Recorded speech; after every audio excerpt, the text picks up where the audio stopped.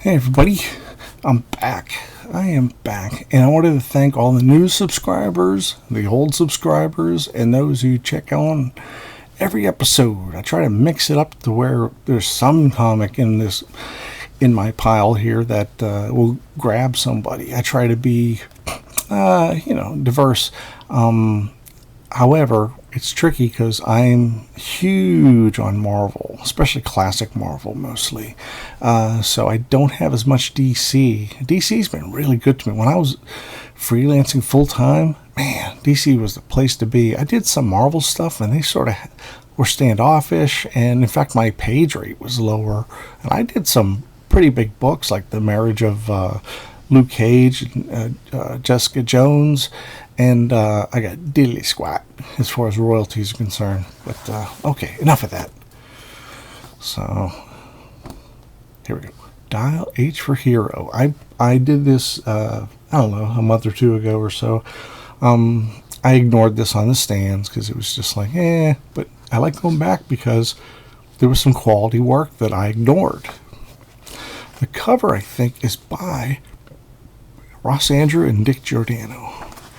Don Heck does the art honors on this episode. Games Master created by Robert A. Booth, 21. So this is the one that the fans create the characters and they get published in this comic. Oh, nothing yet.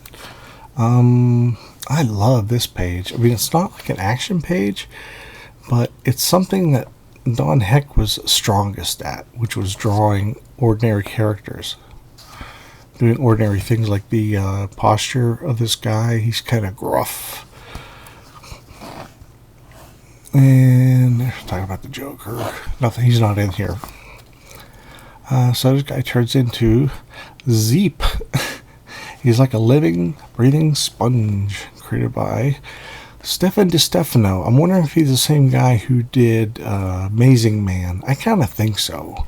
A lot of fun stuff here. And there's the Games Master. Not to be confused with the Grand Master, who's one of the elders of Marvel Comics. Let's see. And here we go. Music Master was created.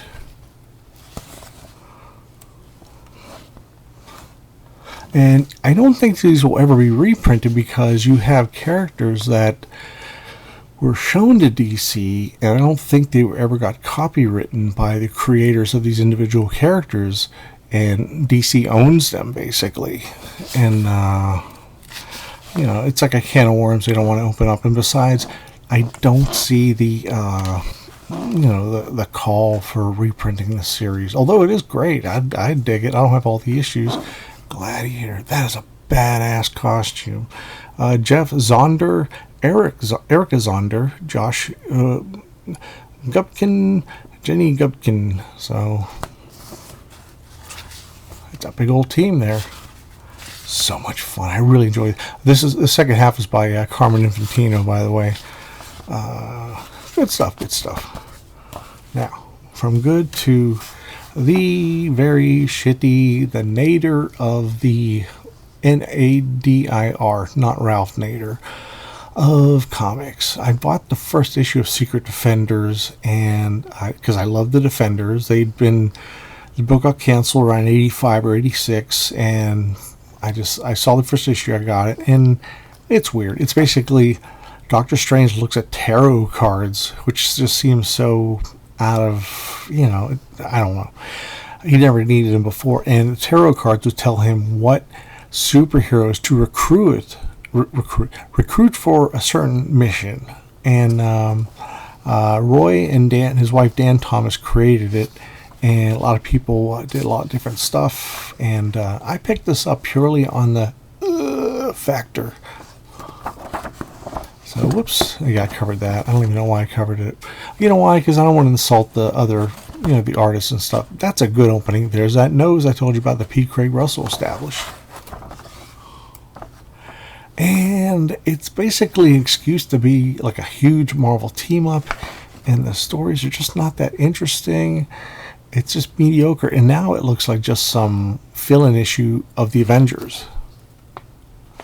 So it's just awful, and I don't think I don't know. Like they hired a lot of newbies who really weren't ready for prime time. Although the storytelling is really good, it's more that the story, the pencil and anchor were given, not that great. I mean, everybody. I mean, Roy and everybody else, new and old, were trying to stay current, and this was the current thing: the cross hatching, the odd. They had so many books out. It was crazy. Like this is the begin.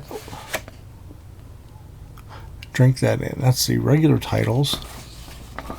Then you got the ones that cost a little more because they have like better paper. Hyperkind, Ectokid, Hokuban Hex, Saint Sinner. What that was a stupid deal they made with Clive Barker to create 4 new titles, although he never wrote them. It was just like what was it, Neil Gaiman? He did a bunch of books for Techno Comics that he didn't touch. He just created them, and pretty shitty. So anyway, let's wash our palates out with a good old classic Fantastic Four. This is the era that I got into the book. 153 was my very first issue. I had a couple Marvel Greatest Comics, which I covered before with where the Thing turns bad because the Mad Thinker messes with him. This looks like a Buckler, either Buckler sit-on with a little bit of touch-up. I don't know if that's Ramita there. Boy, did I love that. Look at that cover. This is kind of a funny pose, him putting his fist straight out while he's strutting. And there's Alicia, his blind girlfriend, Roy Thomas, Rich Buckler, Joe Sinnott.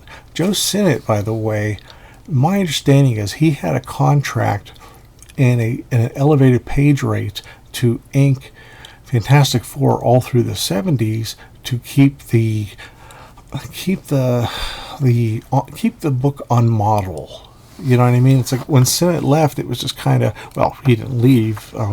John Byrne took over, and he was there to make the FF constants. You had George Perez, you had John Buscema doing a fill-in, you had Sal Buscema, you had a lot of people, but all inked by Joe. So he goes to this bar, one guy drinking there, he goes, "Excuse me, miss." So he's out. Look, he's on the hunt. No one but gal of mine. I was just wondering if you're with anybody, or if she is. Even if I weren't, I wouldn't spare any time for anybody to use the phrase "gal of mine." Where were you born? 58. So he gets pissed off, and his flames he's pissed off, and his flames are the result. Why me? So Sue and Reed are patching their marriage together a little at a time. There was a time where Medusa was taking over because they were going to get they got separated, and that's a real odd pose, but it's funny. I mean, there's a lot of Kirby-esque stuff. This is very standard. I mean, even Reed Richards had these muscles, these big-ass muscles. They all looked like they worked out, 2 hours a day, 7 days a week. But to me, I mean, I think, like in the Flash TV show, he was a slender guy. I think a runner is not built like that. That's a weightlifter, or that's a football player. But even back then, it was cool. It looks like his hand hurts, but it's just somebody is extorting him. Zoosh. I wonder who did the lettering. Joe Rosen. Okay, he's the son of Sam Rosen. I love these things. The final confrontation between Dracula and Quincy Harker, now on sale. When I used to draw my own comics as a kid, I used to do that kind of stuff at the bottom. So he takes a shower, and he's wearing those red costume. That's when it's a long story. I'll tell you another episode. So, really beautiful art there. Really beautiful stuff. And then the EFF show up. He's stop him. And this character, I did this in a previous episode. I covered a book that came out like 5 issues later, which had the two things, Ben Grimm and then Reed Richards from Counter Earth. And then in a recent Human Torch reprint, which I had shown on a previous episode, these guys, Zemnu of the Fifth Dimension, I don't know if they sing like the Fifth Dimension or not, just curious. And for some reason, like Roy, one thing that was smart about Roy is he would do reprints, and then he would bring back characters from those reprints. So give you like this whole backstory. Here are some designs. One matronly, one looked like she's going to Studio 54. Constante. And here are all the books that they flooded the market with. A lot of them were giant size, but a lot of reprints. I remember staring at that, fantasizing about having most of those books. So, Zemnu takes on the Inhumans. Kidnap Black Bolt. The Thunderhorn. That's like a Kirby-worthy weapon. And all you gotta do is talk into it. So they want Black Bolt, whose very utterances can shatter mountains. So I don't know what they're gonna do, if they're planning on blowing up some continents or what. So there's a lot of Kirby-esque images in here. Some are swipes, but a lot of them are not. So, but I mean, I just reread this to death because it just had so much. It just really was fun. It was just babbling. Doomsday+1. I get the side of the $2 bin. It is John Byrne, and I think he does the colors on it. This is really early stuff. The book lasted 6 issues. And the very first John Byrne Pro work was Wheelie and the Chopper Bunch, which was a cartoon I loved. And I got, maybe I'll hunt that down. I wonder if it's a fortune or not. So this also got reprinted by Fantagraphics around 83 or 84, which is funny because at the same time, Gary Groth, he was hating on Marvel. He wrote these long screeds about John Byrne and everything, but he wasn't above using John Byrne to sell some comics. So that always struck me as, okay. Yeah, okay, there, Gary. George Wildman's editor, Joe Gill, Byrne Robotics, which is the name of Byrne's website, where he has a message board. So it's interesting to see how, I mean, a lot of it's off balance. Like that first panel is just kind of odd. I mean, there's like dead air where there shouldn't be. There's always room for dead air, but it's got to be. But, you know, the storytelling, it's all there.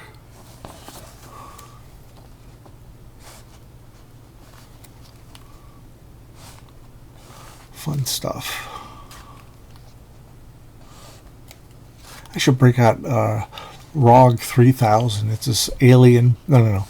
It is a robot, a sentient robot, and it's hilarious. It's a fun book. And Byrne did it with Roger Stern and Bob Layton, who they were part of CPL, which was, God, I can't think of the name of it. It was like something pictorial literature. And, you know, they were all determined to break into comics, and they all did. The lettering's kind of bizarre, but, you know, it's still fun. Now I'm going to go to another sweet book. This is kind of hard. I mean, this is a book that a lot of people don't talk about because it was a one-shot. It had nothing to do with the current continuity at the time. And it was kind of a jam issue. It's double-sized. Barry Windsor Smith cover. I'm not going to do the Windsor anymore because I'm afraid I'll be like annoying the hell out of people more so. So look at a murderer's row of great artists. John Paul Leon, Paul Smith, Tom Grummett, and Carl Kiesel, John McCrae, James Hodgkins, Starlin and Milgram, Olaf Livesey, Jorge Lucas, Mike Royer, and Klaus Janson. You got Busiek, Roy Thomas, Roger Stern, Steve Englehart, basically anybody who's done the Avengers or wanted a shot at. Man, John Paul Leon passed away like a year ago, and that's a real shame. He did Earth X, the story that Alex Ross came up with Jim Krueger. I just love his style.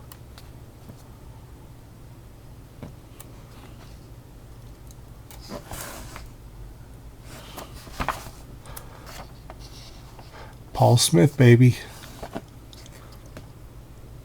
Man. He doesn't do any ongoing books. I think he just likes going at his own pace, and he does other stuff too. Love those outfits. Lead eyes. Man, his figures are so elegant. There is Ultron. Wow. Doing the classic Iron Man armor. I like the inks on the Vision there in the middle panel. Man, it's beautiful stuff. But wisely, they decided to, have a bunch of really good artists do chapters. That way it's one good story. Tom Grummett and Carl Kiesel, who's a great writer as well as an artist, he filled in on some Fantastic Four issues during the Mark Waid, Mike Waringo issues. And that's a whole story in itself. And my love of Grummett's one of those guys that's like, come on. He was a monthly guy. Put him back on monthly comics. I think this is John McCrea, I guess, who is famous for Hitman for DC Comics, who was, I think Garth Ennis wrote it, and it was a total send-up of superheroes.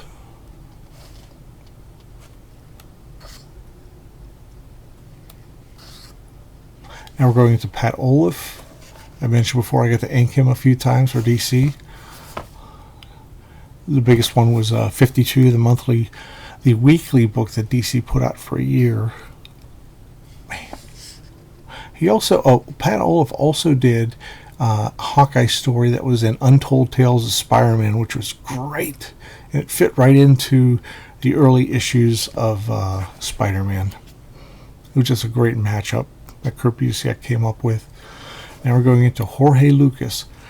Somebody I neglected to show when I was doing my from Kirby clone to great original style of art. That's taken from Ultron from like Fantastic Four Annual number 5, but so what? It's just so much fun. Kirby-esque fun.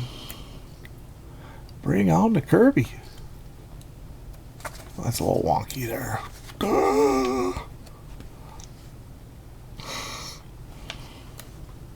He also did a Hulk annual with Thor where they were fighting. It was a really good fit. Okay, now. Oh, I missed Jim Starlin somehow. Oh well. Klaus Janson brings it home. Let me get back to Jim Starlin. Klaus Janson, who I just love.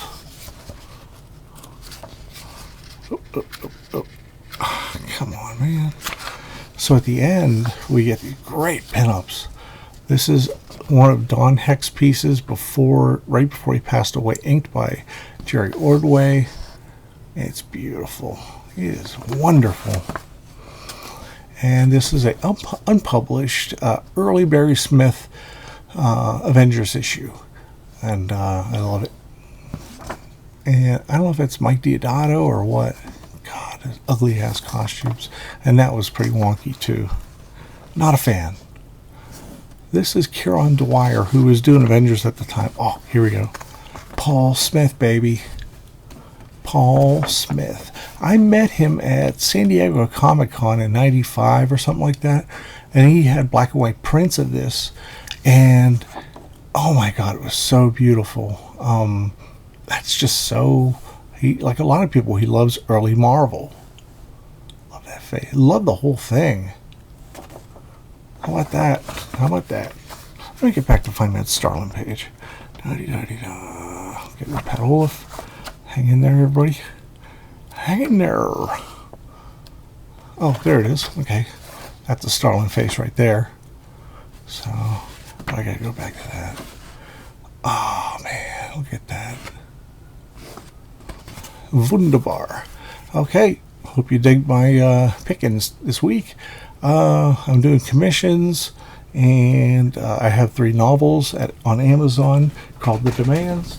Let me show you something. Come on. I do inking commissions, and I do pencil ink commissions. This is Mark Texiera doing He-Man, and I was asked by the owner of the art to do the walkway all the way to Castle Grayskull, which was not as easy as it sounds. I had to put some white out there to kind of make like that poke out a little bit. But if you want me to do a commission for you, if you're just hankering for a comic commission, I do pencil and inks, or I do just inks, or I do stuff like this where I do a little of both. This is the best way to get in touch with me. My rates vary. I like to talk things out with the the person who wants to buy the book or buy a commission, and that's about it. So all right, man, have a good day, everybody, and thank you. Please hit like, and please comment below. I want to hear a lot of comments. If you have remembrances of these books, if some of these books you had and didn't like, I don't delete a single. That's my finger showing you, like, I do not delete a single comment. It doesn't matter if I agree or not. I'm not going to get into it because it's all comics. And also share. If you shared it with a friend of yours that loves comics, that'd be great. I'm trying to expand the channel, and I'm getting a little more, each day, I think. So, all right, everybody, take care. Much love.